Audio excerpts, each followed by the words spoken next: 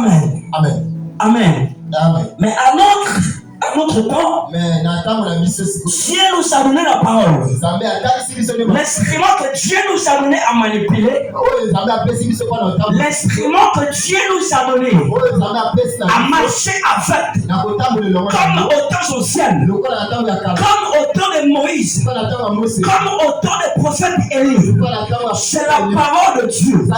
Parce que la parole de Dieu, c'est celle qui donne la vie. Or, sans la parole de Dieu, il n'y a pas la vie. Au commencement était la parole. La parole était avec Dieu. Et la parole était Dieu. Ça veut dire, celui qui n'a pas la parole en lui, c'est qu'il n'a pas Dieu. Or, celui qui a la parole en lui, c'est qu'il a Dieu. Voilà pourquoi, bien aimé, je te mène ce soir afin d'être attentif. Ce soir, afin d'écouter la parole de Dieu. Non pas seulement écouter la parole de Dieu, mais écouter la voix de Dieu. Parce que la parole, c'est Dieu. Est-ce que quelqu'un est avec nous? Est-ce qu'on peut encore acclamer? Amen. La parole, elle donne la vie. La parole, elle est claire. La parole, elle donne tout. Parce que la parole, c'est Dieu.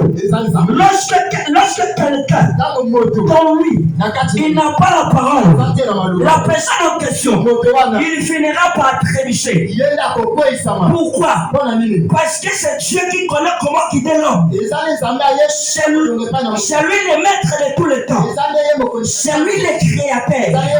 Même si que tu as un chien d'état quelconque, même si que tu es malade, ce qui est très important, ce qui est très important, c'est d'avoir Dieu dans toi. Si tu as Dieu dans toi, tout est rassuré.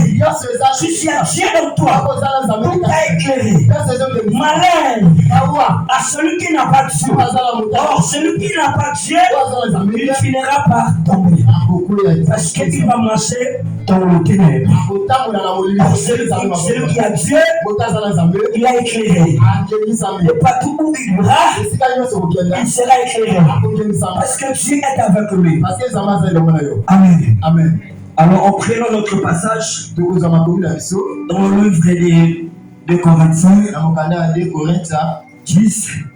10, on commence le premier verset, on prend le premier verset jusqu'à 18. Amen. Église, s'il vous plaît, est-ce qu'on peut se mettre debout pour honorer la parole du Seigneur?